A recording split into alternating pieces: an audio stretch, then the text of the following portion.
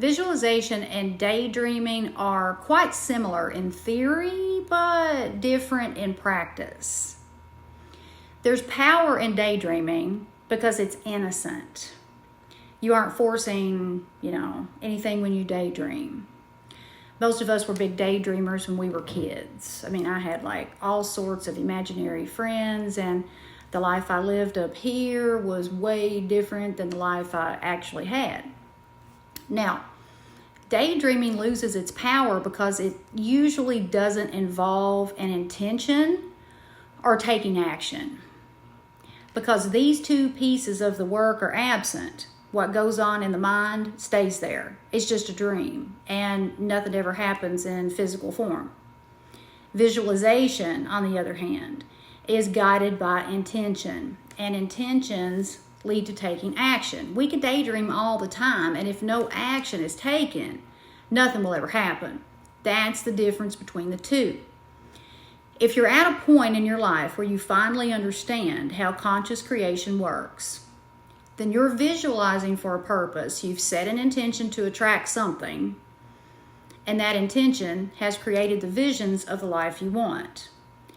When you do this with awareness versus mindlessly, you receive information. I call it divine guidance. Now, that guidance inspires you to do things you typically wouldn't, and those things are actions. Consider Dolly Parton's childhood, okay? She spent hours daydreaming about becoming a famous country music singer. Her front porch was her stage, and her broom served as her microphone.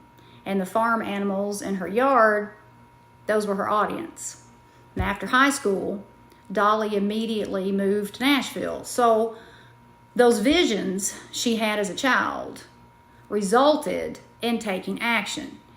Moving to a place where there are people, tons of people who have accomplished what she wanted to accomplish, that was a major step.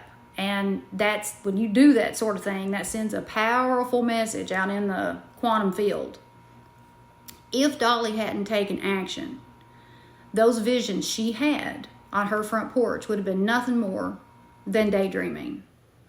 And she wouldn't be the most famous person in the world right now.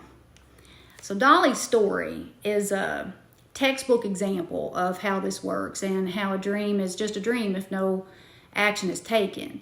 Visualization has those two components that daydreaming lacks: intention and inspired action.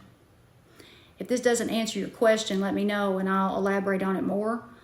I also go over envisioning thoroughly in my book, Thought Snob, the Modern Spiritual Playbook for a Better Life. It's available on Amazon in 3 formats. So you can search for it there, or just go to my link tree here in my profile and you'll see the link to buy it. Now, the goal of envisioning is to make yourself believe that you have something when you don't. When you believe you have something and you don't have it, you will get it. Envisioning will get you to that place of belief. It might take time, but if you're consistent, envisioning has cumulative effects and it will eventually work in your favor.